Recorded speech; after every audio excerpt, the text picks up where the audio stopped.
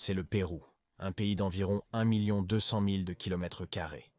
Cependant, il faut dire que c'est une carte assez récente. Pour connaître toute l'histoire de comment il est devenu ce qu'il est maintenant, il faudrait remonter le temps à environ 5000 ans avant Jésus-Christ. Puis-je prendre quelques minutes de ton temps? D'accord, alors commençons. On dit que la première civilisation d'Amérique a vu le jour ici, à Barranca, à environ 175 km au nord de Lima. On la connaissait comme Caral. Les Caral pratiquaient la pêche et l'agriculture dans les bassins de la Sube. Pour la construction de leurs temples et bâtiments, ils ont utilisé la technique des xikras, qui étaient des sacs faits de fibres végétales remplis de roches de différentes tailles. Vers l'an 1800 avant Jésus-Christ, les établissements de Caral ont été abandonnés apparemment en raison de catastrophes naturelles telles que le phénomène El Niño et de probables tremblements de terre. Les habitants ont dû se retirer et évacuer vers d'autres zones comme Sechin à Casma, Huaricoto à Ancash et Cotos à Huánuco, où des éléments de la technologie Caral ont été trouvés. C'est pourquoi de nombreux historiens considèrent que Caral était le centre de la civilisation andine. Je vais maintenant mentionner quelque chose que vous avez entendu à l'école.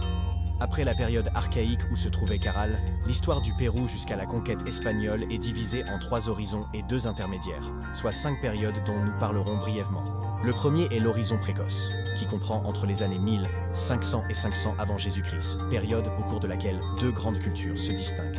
Nous avons Paracas, dans l'actuel Ica, de 700 à 200 avant Jésus-Christ, qui à son tour se divise en 2 grandes périodes. Les Paracas Caverna, où ils se caractérisaient par enterrer leurs morts à l'aide de fardeaux funéraires contenant diverses offrandes à l'intérieur, et Paracas Necropolis. Il faut dire que les Paracas étaient de grands médecins, et cela peut être démontré par les célèbres trépanations crâniennes. D'autre part, nous avons la culture chavine, entre 1200 et 300 avec JC, qui s'est étendue de Lambayeque à Palpa, à Ica, ou aussi une partie de la Sierra péruvienne. Les découvertes écologiques à Chavine sont incroyables. Le lancement monolithique, l'obélisque de Tello, l'étoile de Raimondi et les très connues têtes Clava. Nous abordons ensuite la période intermédiaire précoce, de 500 avant Jésus-Christ à 700 après Jésus-Christ.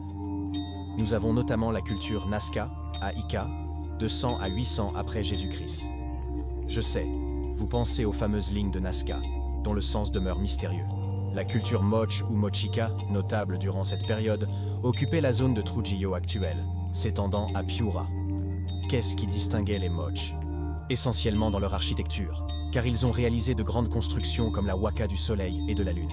De plus, ils sont considérés comme les meilleurs céramistes du Pérou ancien. Parmi leurs œuvres, on trouve les célèbres Huacos portraits. On sait que l'un de leurs dirigeants les plus remarquables était le seigneur de Zipan. Nous passons alors à l'horizon moyen. Une autre période d'expansion importante a eu lieu entre 700 et 1000 après Jésus-Christ, avec des cultures notables comme Tiahuanaco, dans la Sierra Sud, abordée en détail dans la vidéo sur l'histoire de la Bolivie, et la culture Huari, s'étendant de Lambayeque à Moquegua, couvrant une grande partie de la Sierra centrale du Pérou. Comme on le voit, l'expansion est toujours bien plus importante pendant les horizons. Eh bien, en quoi la culture Huari se distingue-t-elle? De nombreux historiens affirment que c'est le premier grand empire d'Amérique du Sud, car sa grande expansion est due non seulement à des conquêtes militaires, mais aussi à un processus d'assimilation de divers peuples, à l'administration de la culture Huari, en imposant leur religion et leur gouvernement. Comme tout grand empire, Huari commence son déclin à la fin du XIe siècle, ouvrant ainsi la voie à la période de l'intervalle tardif, entre 1000 et 1400 après Jésus-Christ. Dans cette dernière intervalle, la culture Chimú se distingue, qui est censée être la successeur de Mochica en raison de l'emplacement similaire, mais cette fois en s'étendant de la vallée de Huarmé à Tumbes. Les Chimú se distinguent également en céramique, textile et métallurgie. Oui, c'est d'ici que viennent les célèbres Tumi, ainsi qu'en architecture.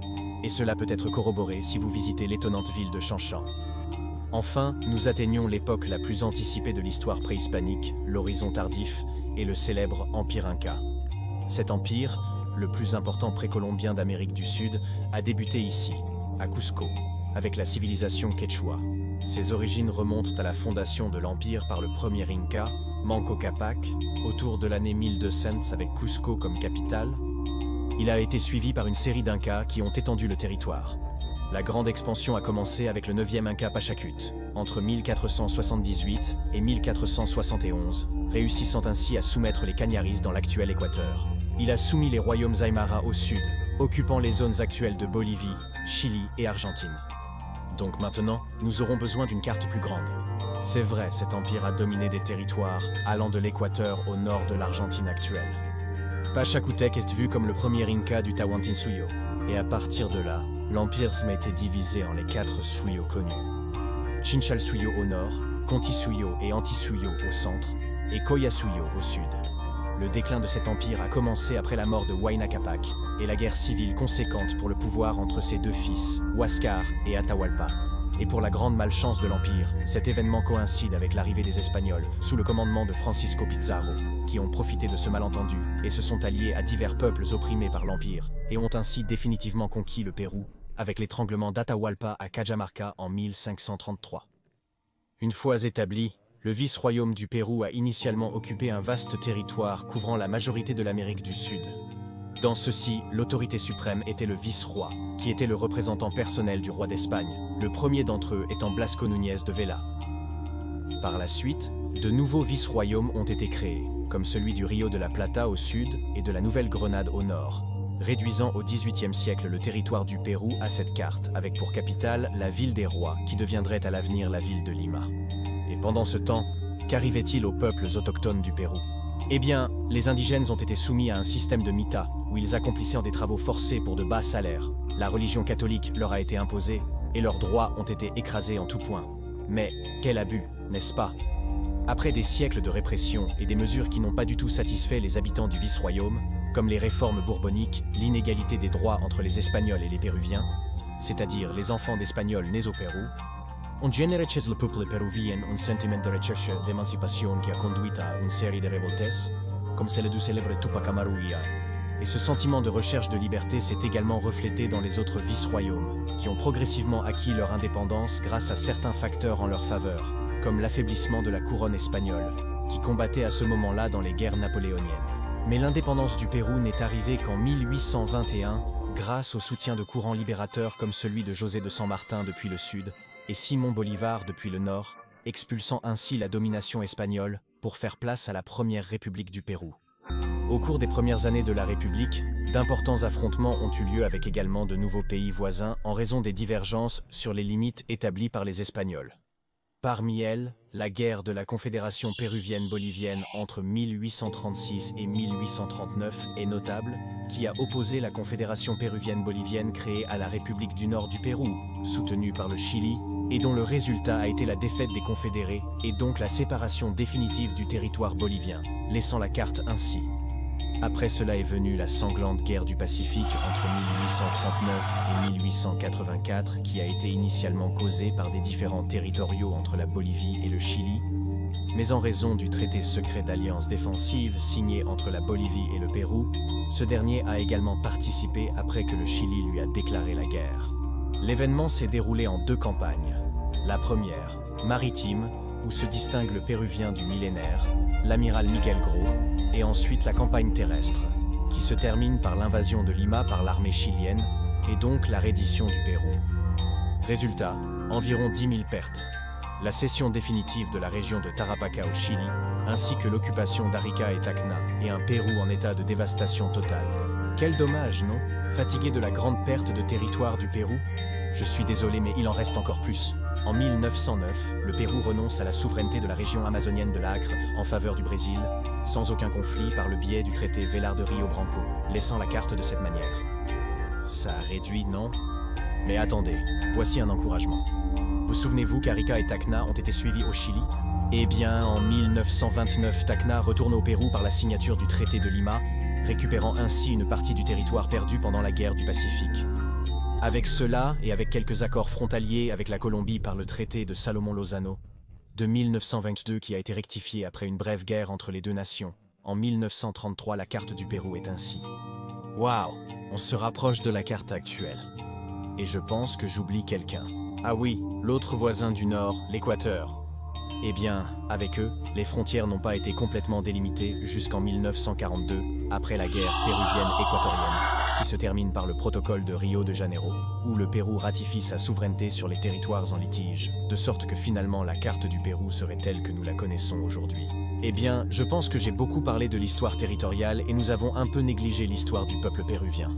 Eh bien, au cours du XXe siècle, il y a eu de nombreux gouvernements, comme l'Oncenio de Leguía dans les années 20, le militarisme dans les années 30, le retour à la démocratie dans les années 40, et une période d'oligarchie pendant les années 50. Finalement, Juan Velasco Alvarado, l'un des dirigeants les plus controversés de l'histoire, est arrivé au pouvoir suite à un coup d'État et a régné de la fin des années 60 jusqu'en 1975.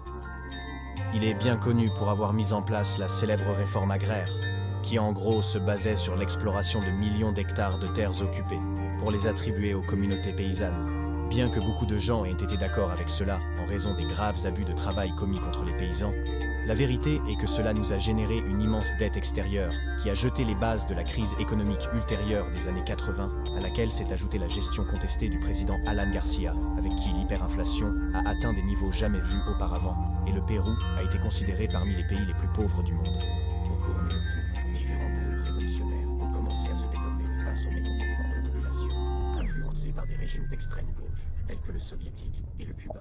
C'est exact. Je fais référence à Sendero Luminoso et MRTA qui ont plongé le pays dans une sombre époque de terrorisme où environ 70 000 personnes ont perdu la vie. L'expansion maximale de ces groupes terroristes s'est poursuivie en 1990, occupant tout l'espace. Mais ne vous inquiétez pas, comme tout régime de terreur, celui-ci a également dû tomber. Et c'est pendant le gouvernement du président Alberto Fujimori que les deux groupes insurgés ont finalement été vaincus. Notons l'opération célèbre de Chavin de Huántar en 1997. Malheureusement, des signes de corruption et de violation des droits de l'homme par le président Fujimori et son conseiller, Vladimir Montesinos, ont ensuite été découverts. Ce qui l'a amené à démissionner quelques mois après le début de son troisième mandat, en 2000, il a été suivi par de nouveaux gouvernements, qui, bien qu'ils aient maintenu une économie stable et en constante croissance, ont tous été remis en question pour leur implication dans l'un des plus grands scandales de corruption de l'histoire, dont le protagoniste est l'entreprise brésilienne Odebrecht. Scandale pour lequel même le président Pedro Pablo Kuczynski a dû démissionner face à une possible vacance pour incapacité morale et a été remplacé par le vice-président Martin Vizcarra. Nous sommes arrivés à l'époque actuelle. Merci.